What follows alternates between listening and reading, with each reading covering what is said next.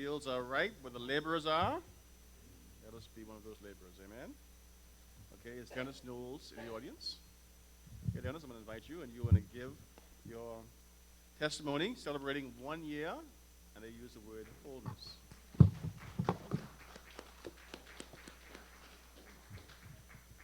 Good morning, family. Wow. Yeah. First of all, I want to thank Jehovah, thank Jesus Christ, my Lord and Savior, for bringing me this far,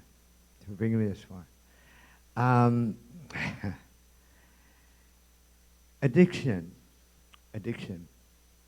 People have a tendency to look at addiction in a way, person that uses drugs or alcohol mostly. But addiction could come in so many forms.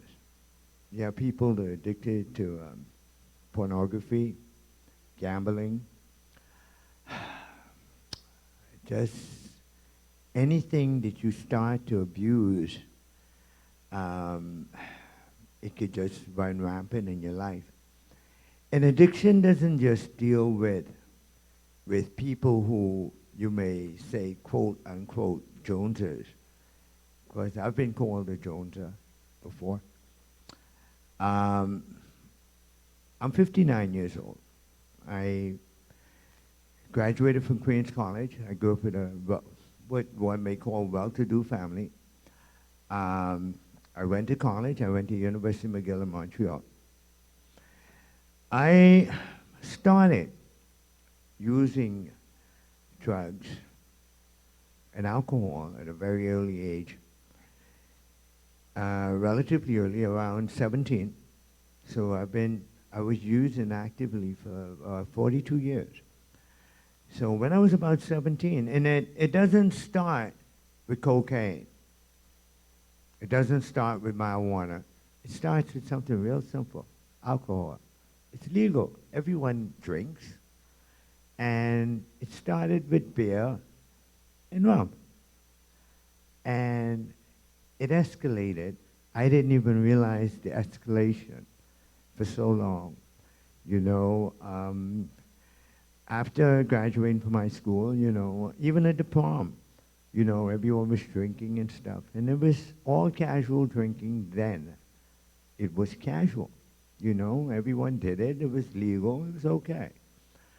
And after a while, the drinking continued, but it wasn't a quote-unquote problem.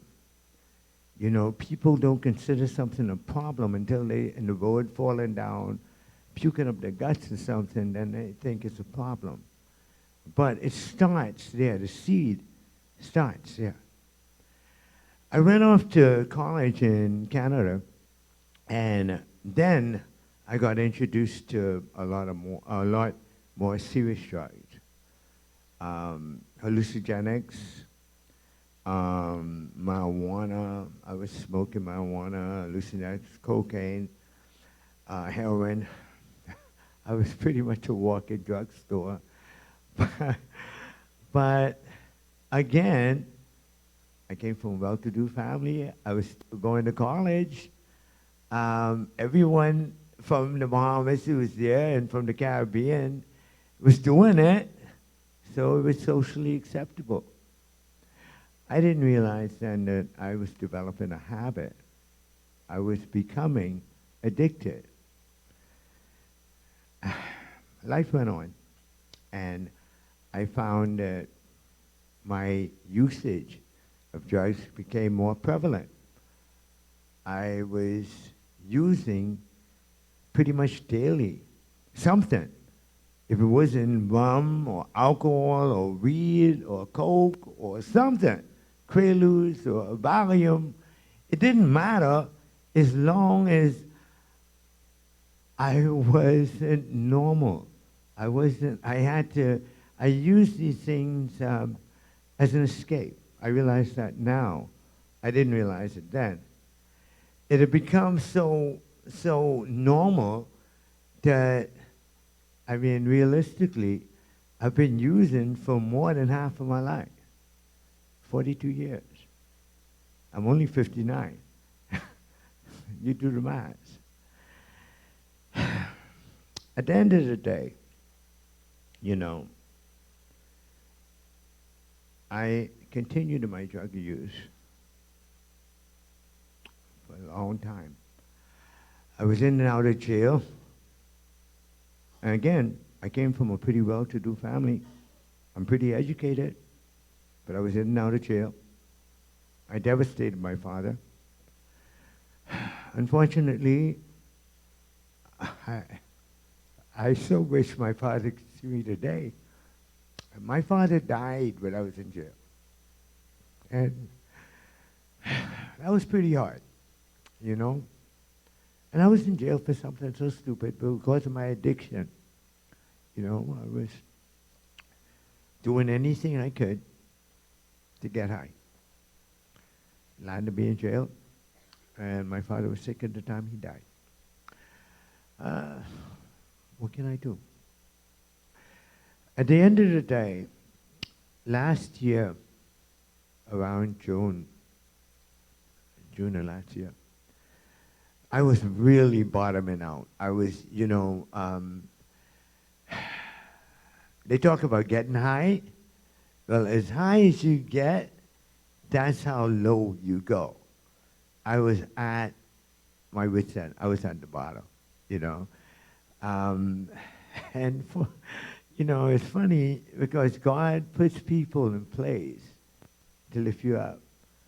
I can look around this room and see people in this room like Scott, right? Sister Veronica Battle, my cousin Paul, Sister Knowledge. People who never treated me like a Joneser. I knew Ronnie and Symphony, and I used to wash cars right there in the parking lot. Ronnie would always give me money to get something to eat. I'd go by Checkers, and Gus would always let me come inside, get something to eat. Brother Colin Thompson, no matter where he sees me. You know, and that comes with having the Spirit of God. I've learned that now. I didn't know that then. I just thought the person was being nice. But then, one day I was by my Sister Ronnie and her daughter Symphony's place, and I saw this Cuban guy. I had seen him for a couple of weeks. I had seen him there with this, holding this baby in the store a couple of times. I said, why the Spanish guy always here?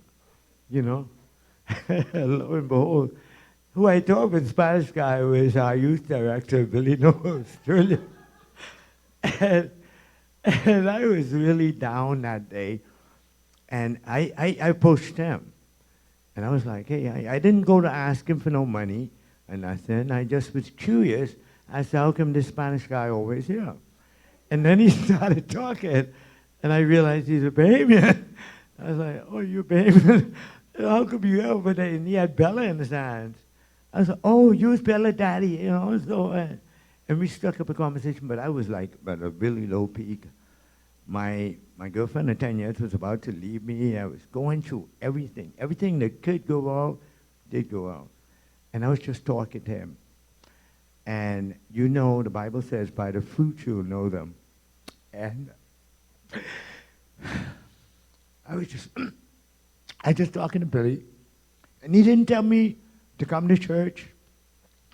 He didn't come to me with no Christian message. I said to him, you a Christian, eh? And he said, yeah, you know, and I said to him, I'd like to come to where you go. I'd like to come to your church. And I started coming. I started coming. And things were still progressively going worse in my life. I made a decision. You have to make a decision. I made a decision to stop. You know, some people say, go on the wagon, or no. I made a decision, that's it. I stopped. But I knew I needed help. I know Jehovah was there, but I didn't realize how prevalent Jehovah was and how he kept me for so long. And I made probably one of the best decisions of my life. I went into Sandilands. And I was in Sandilands, and when I went to go into Sandilands, it's funny how our Satan steps in. All doors was closed. I went to the CAC, and they said, well, we don't have no room now. So I told my girlfriend, I got to stop. I can't go back home. So I went to another rehab. I went to the Haven. I went to Teen Child. Nowhere was open. I said, well, you know what? I am not unpacking my clothes. I getting in somewhere. So CCAC told me to come back in a week. They made me up. But I was just fed up. Like they say, the cliche, sick and tired of being sick and tired. So my girlfriend came up with the brilliant idea of going to Luther, because I'm from Tarpon Bay. Originally, I'm descended from Tarpon Bay. And she said, but call first and let them know you're coming. Well, I called one person, and they was like, they know me and my addiction. They're like, no, we don't really have no room right now. I don't know if it'll be a good idea for you to come. By the time I called the second person, everybody in Tarpon Bay knew I was coming. So no one wanted me to come. So anyway, they had some excuse as to why I couldn't come to stay with them. So I said, wow, nothing happening. Anyhow, I went back to CCAC a week later. I stayed clean for the week. And I just stayed home and stayed with my backpacks, prepared, and prayed. And in the interim, I was speaking with Billy and stuff. And when I went back the following Thursday, October 4th, last year, I went and I said, boy, you know what? You're getting ready to stop. This is over. I go on. I had $5 in my pocket. I said, you know what? Let me get my last half pint. And to be honest with you, the devil is so tricky. He's so tricky that I went and got my last half pint. I ran from the hospital. I was in the hospital. I ran from the hospital on the Bay Street, bought a half pint, drank half of it there, got back this after all my blood work and everything. And I went back. I said, okay, that's it. It's over for two now, you know. And the thing about it, I had already started feeling guilty. I had already felt guilty. That one drink had brought they said there's no condemnation to those who are in Jesus Christ. But I wasn't in Jesus Christ yet. I wasn't saturated in Jesus Christ. And I came back, went to Sandlands. And when they were interviewing me, they said, well, you could do the outpatient, but I said, no, I need the real deal. I need to be in. I need people, psychiatrists, I need the whole 9 yards. I need everything. So I went to Sandlands and I did the program. It was a 4-month program. While I was there, of course, Billy and Symphony rallied to my support. I came here every Sunday. While I was in Sandlands, they let you come out to go to church. And I got baptized here. Yeah. I mean, this is my church. When people ask me, what church you go to, I go to Central. This is my church, you know. And, you know, the amazing thing is I haven't had alcohol or drugs I haven't used in a year. To most of you all, that may not seem like a big deal. But if you look at the big picture, and you look at someone that's been on drugs and alcohol for over 40 years of their life, a year is a milestone. and it's only through Jehovah. It's only through God, you know. I mean, the psychiatrists are good. Sandlands is good. But Jehovah has put these things in place. He put people like Billy and Gus and Ronnie. He put these people in place to help me, you know. So he always had my back. I realize that now. I didn't realize it then. At the end of the day, I just want to say that The Bible says, where sin abound, grace much more abound. I found that to be true. And I just want to end on something that you talk about in the Bible, the Apostle Paul. He prayed to God 3 times to remove this thorn from his flesh. And God told him this grace was sufficient. I just thank Jehovah for his grace. Thank you.